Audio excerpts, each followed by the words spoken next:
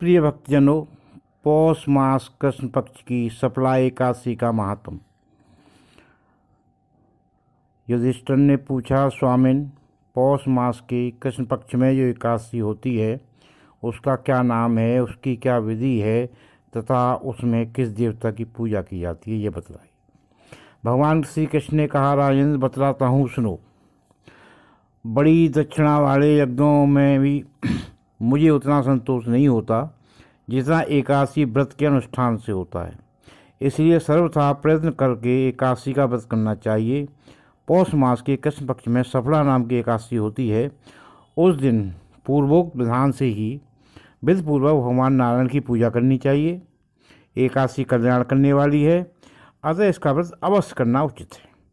जैसे नागों में शेषनाग, पक्षियों में गरुड़, देवताओं में श्री विष्णु तथा मनुष्यों में ब्राह्मण श्रेष्ठ है, उसी प्रकार संपूर्ण व्रतों में एकादशी तिथि का व्रत श्रेष्ठ है।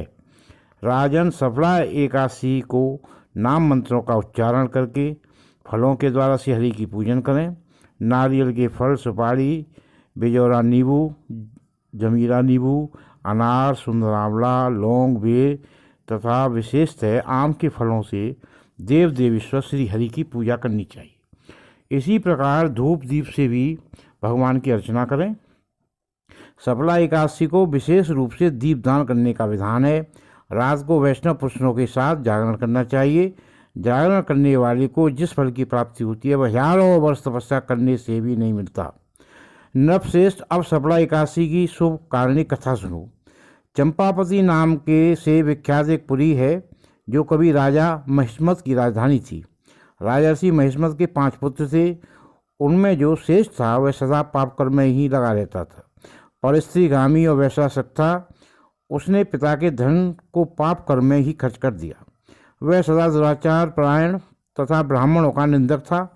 वैष्णवों देवताओं की भी हमेशा निंदा करता था। अपने पुत्र का ऐसा पापाचारी देखकर राजा महिष्मत ने राजकुमारों में उनका नाम लुम्भक रख दिया। फिर पिता और भाइयों से मिलकर उसे राज्य से बाहर निकाल दिया। लुम्बक उस नगर से निकलकर गहन वन में चला गया। वहीं रहकर वह पापी से प्राय समूचे नगर का धन लूट लिया।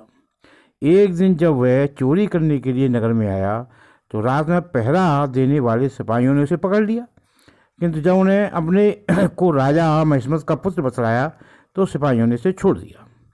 फिर वह पापी वन में लौट आया और प्रतिदिन मांस तथा वृक्षों के फल खाकर जीवन निर्वाह करने लगा। उस दुष्ट का विश्राम स्थान पीपल वृक्ष के निकट था। वहाँ बहुत वर्षों का पुराना पीपल वृक्ष था। उस वन में वह वृक्ष एक महान देवता माना जाता था। पाप बुद्धि लुम्बक वहीं निवास करता था। बहुत दिनों के पश्चात एक दिन किसी संचित पुण्य के प्रभाव से उसके द्वारा एकादशी के व्रत का पालन हो गया।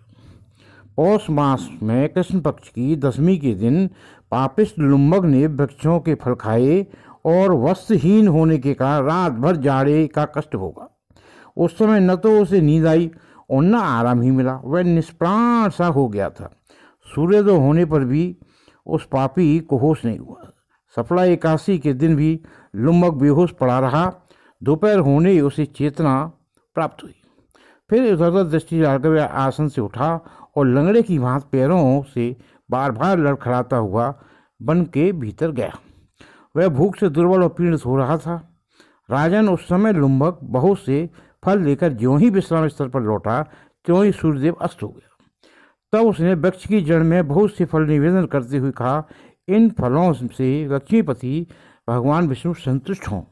यूँ केवल लुम्बक ने रात भर नींद नहीं ली। इस प्रकार अनायास ही उसने इस व्रत का पालन कर लिया। उस समय सहसा आकाशवाणी हुई, राजकुमार, तुम सफला एकादशी के प्रसाद से राज्य और पुत्र प्राप्त कर। बहुत अच्छा कहकर उसने यह वरदान स्वीकार कर लिया। इसके बाद उसका दिव्य रूप हो गया। तब से उसकी उत्तम बुद्धि भगवान विष्णु के भजन में लग गई। दिव्य आभूषणों की शोभा से संपन्न होकर उसने अकंटक राज्य प्राप्त किया और 15 वर्षों तक वह उसका संचालन करता रहा। उस समय भगवान श्री कृष्ण की कृपा से उसके मनोज्ञ नामक पुत्र उत्पन्न हुआ। जब वह बड़ा हुआ तो लुम्बक ने तुरंत ही राज की ममता छोड़कर उसे पुत्र को सौंप दिया और वह भगवान श्री कृष्ण के समीप चला गया। जहाँ जाकर मनुष्य कभी शोक में नहीं पड़ता। राजन, इस प्रकार जो सफला एकादशी का उत्तम व्रत करता है वह इस लोक में सुख भोग कर मरने के पश्चात मोक्ष को प्राप्त करता है।